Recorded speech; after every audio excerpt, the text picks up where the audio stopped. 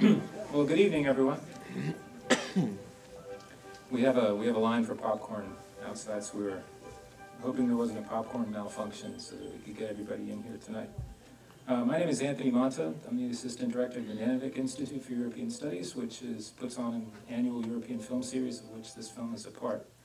I want to just make a few quick announcements about the series, about some upcoming things, and then very quickly introduce the speaker. I think requires a little introduction around here. First of all, the last film in the series, in case you missed it, was by Anders Weide, the great Polish film director. It was a film called Katyn. The next film that we're going to show in the series is an adaptation of The Brothers Karamazov by Dostoevsky by a filmmaker from the Czech Republic named Peter Zelenka, who is also a very fine theater and is known for being a theater director as well. Peter Zelenka is scheduled to be present, so we'll get a chance to have Q&A with him and to talk with him about both his theatrical and his filmic experience. I also want to announce that on April 6th, we are going to have a special screening of the film The Reader, which you may know, 2008. It has won 40 awards, including an Academy Award for Best Actress for Kate Winslet. She started out with Ralph Fiennes. This was a film based on a novel by a fellow named Bernhard Schlink. Bernhard Schlink is going to be on campus for 3 days as a guest of the Nanovic Institute. He will introduce the film. He will be glad to answer questions about it. We're very excited about this. And if you're interested in seeing that, that's on April 6th again, you might want to get tickets soon, because we understand the tickets are going quite fast for that. So let me move to the introduction of the introduction. Don Crafton, here tonight, is the endowed chair in the Department of Film, Television and Theater, specialist in film history and visual culture, doctorate from Yale, was the founding director of the Yale Film Studies Center, the Wisconsin Center for Film and Theater Research. He chaired FTT here, first in '97 to 2002, and did a stint in the music department, and then was liberated again to FTT in 2008 to the present. He is an Academy Film Scholar. The World Festival of Animation presented him in '04 with an award for his contributions to animation theory. He received the University of Notre Dame's Presidential Award in 2007. So he is taking a well-earned sabbatical next year, where he tells me he will promptly sit down and write another book. So please join me in welcoming Professor Don Crafton.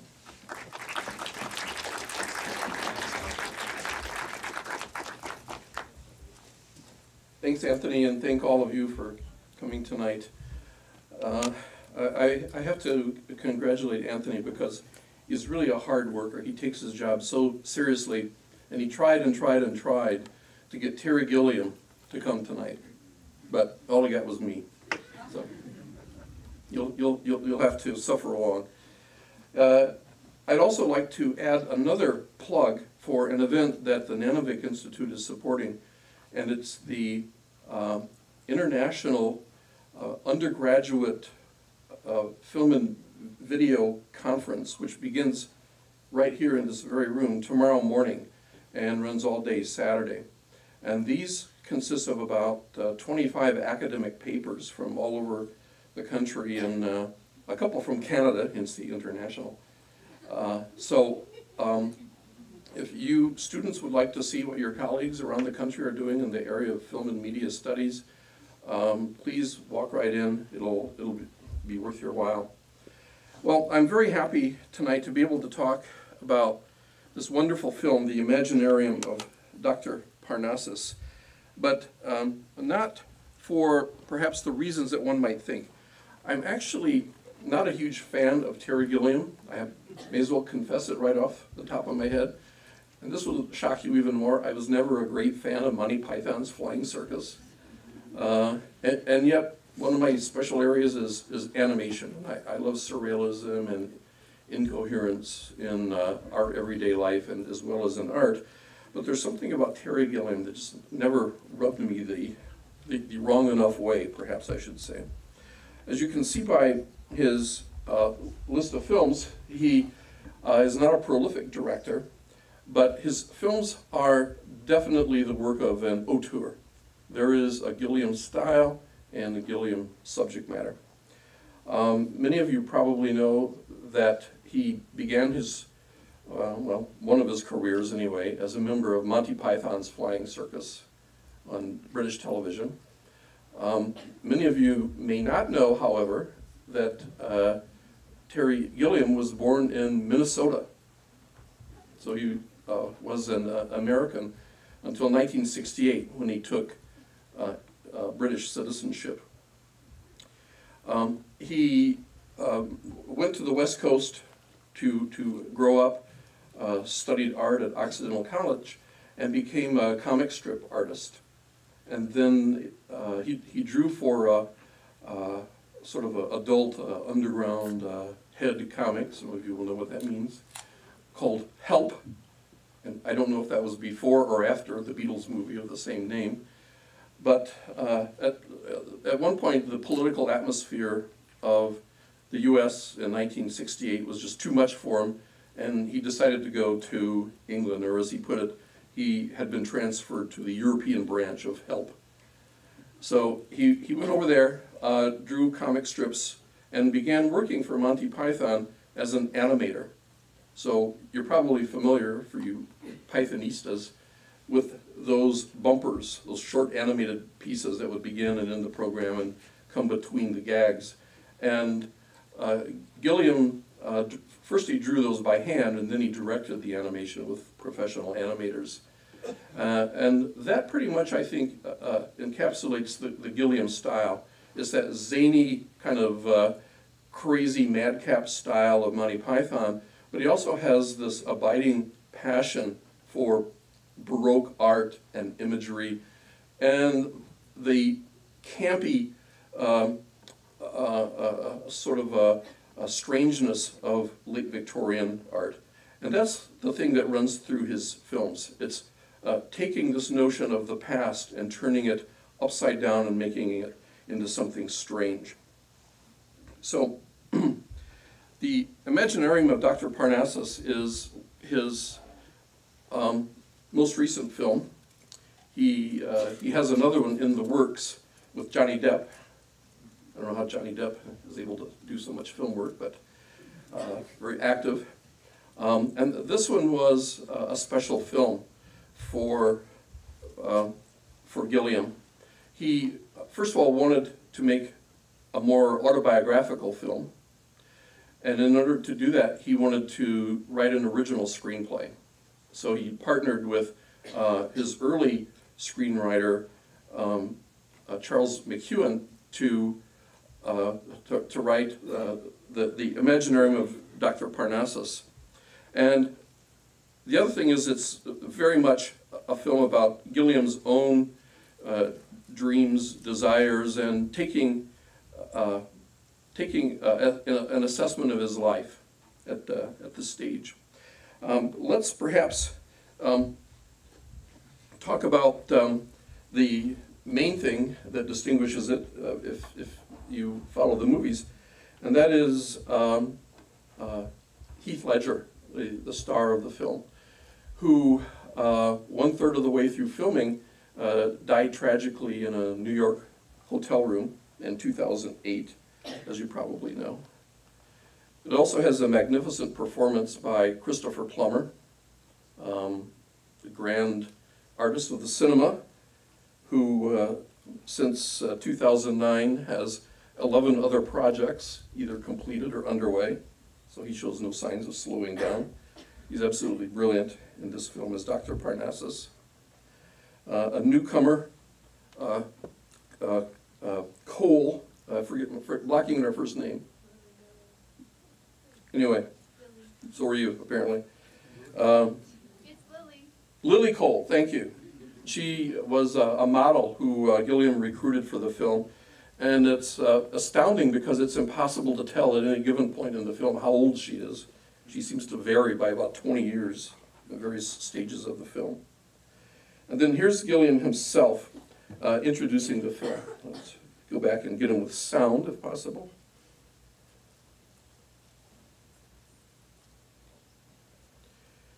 So the film began work and then took a pause between shooting in London and going to Vancouver. And then here's Terry Gilliam with his own introduction to tell us what happened. A little bit of history.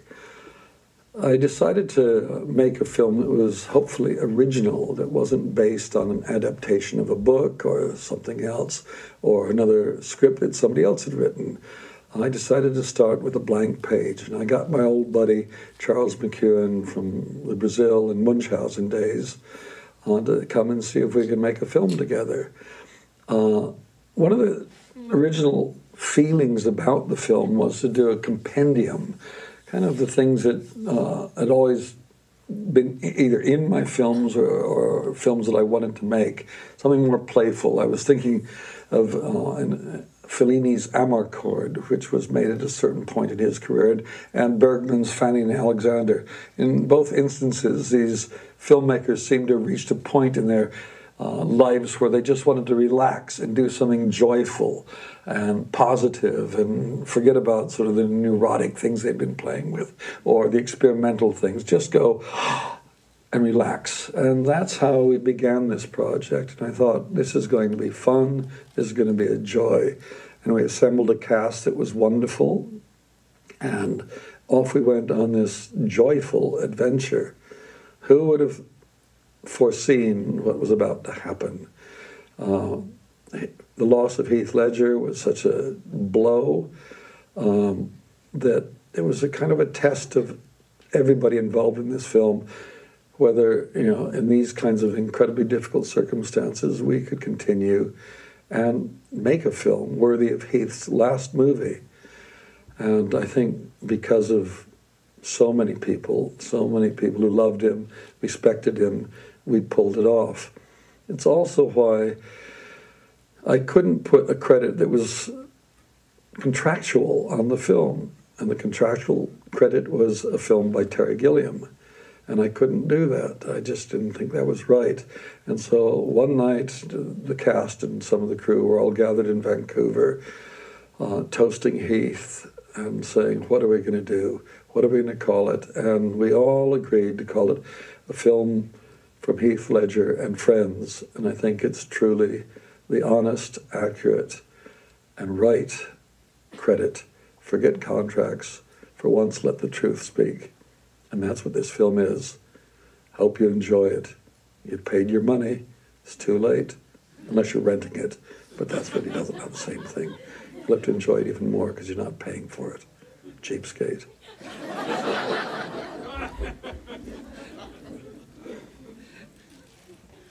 So the workaround was to call in 3 of Heath Ledger's friends and have them play the same character in the film. So in the Imaginarium sequences, Tony is played by Johnny Depp and Colin Farrell and Jude Law. And they, of course, as members of the guild, were required to be paid the union rate for their work, but all 3 of them donated it to Heath Ledger's daughter, who had been left out of his will. So just a couple of words about what to look for, what's going on in this film. It's a strange and haunting film in many ways, and perhaps a little hard to digest on the first viewing. I'll just say a couple of things that struck me as I watched the film. First of all, it's very much a film about mountebanks, magicians, acrobats, deceivers, people who sell snake oils at carnivals. And the little traveling show that Dr. Parnassus puts on certainly is seemingly autobiographical in that it conjures up the original spirit of Monty Python's Flying Circus. And although Gilliam talked about not wanting to do anything that wasn't original, film historians or film fans will recognize immediately some of the predecessors for this film and for the story in general. There's, for example, Dr. Caligari in a 1920 German film, The Cabinet of Dr. Caligari, who has a traveling carnival show with this somnambulist attraction. And this guy goes out and murders people under the control of Dr. Caligari. And interestingly, in the German version of the film, the title is Das Kabinett des Dr. Parnassus, which is almost exactly like Das Kabinett des Dr. Caligari. So that's pretty explicit. Another prototype is, you can name your favorite devil film, but I think the one that really is an influence on this one is Murnau's 1926 Faust. Dr. Parnassus is very much a Faustian story. It's about a man who has made a pact with the devil and then regrets it. And that's Faust on the right, played by Emil Jannings. And Tom Waits actually is made up to look a little bit like him. And then the old Faust in Murnau's film looks very much like Christopher Plummer's makeup in Dr. Parnassus.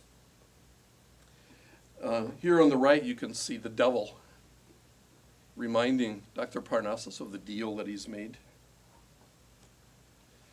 It occurred to me when I was putting this together that although it's not mountebanks and devils in the same sense, that another film that is definitely referred to it in Dr. Parnassus is Fellini's La Strada, which is a story about a traveling acrobat, weightlifter, and his assistant. And I think that works in there too. Gilliam mentioned Fellini's Amarcord, but I would say La Strada possibly is another source or influence on the film. We heard him talk about his desire to make an autobiographical film, and we see that coming through various ways in the movie, but primarily, I should speak into the microphone, I suppose, primarily as a way of projecting what seems to be Gilliam's consciousness onto his character, Dr. Parnassus. And there are many pretty explicit references in the film to his personal life, his frustrations, shall we say. But I think one of the key links is in the name. Parnassus is Mount Parnassus in Greece, but in mythology, Parnassus emblematized poetry. It was the place where the poets lived. And so Dr. Parnassus is the spirit of poetry, the imagination, and the ability to project oneself into art as a liberation and as an escape. I also say it's a psychodrama because it's a kind of therapy. It's a kind of working out of tensions and traumas, perhaps. Certainly with the death of Ledger, it became more of a psychodrama, perhaps, than was originally scripted. It's also very much a film about London. Much of it was not shot in London. Probably most of the live action was filmed in Vancouver. But there are very definite recognizable landmarks of London that appear in the film, sometimes digitally inserted. But it's not the London of tourism, the London of light. It's the dark, seedy, strange side of London. It's London of surrealism, the London of Jack the Ripper, the London of Sweeney Todd. We very much see that in the film. And just for one example, there's one of the first scenes is Blackfriar Bridge, which has a man hanging underneath it.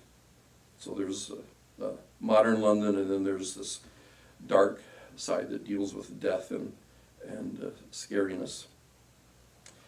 It's also about the idea of the movies themselves as a place to project your consciousness, to lose your mind, hopefully to gain it back at the end of the show, to go into another realm and explore just what if. And that happens in the film through the trope of the mirror. So of course we think of Alice in Wonderland. There are a couple of references to Alice in Wonderland and the White Rabbit in the film. We also think of films like Walt Disney's cartoon Through the Looking Glass, where Mickey goes through the mirror and finds a strange and wonderful but also threatening world on the other side. So this world through the magic mirror of the Imaginarium is very much a metaphor for our experience watching the movies in general, but also escapist films like fantasies, horror films, maybe political thrillers, and so on. And speaking of film genres, I would just like to leave you with one thought, and that is to ask a question. Is this film an animated film? Remember Gilliam's background in animation, but 384 shots of the film contain some sort of animation or CGI, the digital effects. Some of these will be obvious animated sequences. For example, when the devil, Nick, Tom Waits, comes up in the form of a giant cobra. But at other times, for example, in the Blackfriar Bridge sequence I just talked about, you have an image that is virtually a composite, like Photoshop, only in the movies, of various backgrounds, foregrounds, human bodies put in and manipulated in a way that is very much an animation aesthetic. It's one of those films that we see more and more these days that is a hybrid, and it's not really correct to call it a live action film, and it's not really correct to call it an animated film. It's something in between. So those are my immediate heads up words for you. I'll just say one thing in conclusion, and that is that Gilliam's career, I would say, gets more interesting as it goes along. And this film is very much not a capstone, but a film that will cause you to think about mortality, to cause you to think about your own meaning of life, to use a Monty Python term, and to imagine yourself through the looking glass of age and other realms. It's very much a film in what art historians call the late master style. Think of late Rembrandt, for example, or Goya, where the artists have a dark view, a view that's toward the future, toward their own mortality. And I would say that a good example of the late master style is Terry Gilliam in the Imaginarium of Dr. Parnassus. So enjoy the show.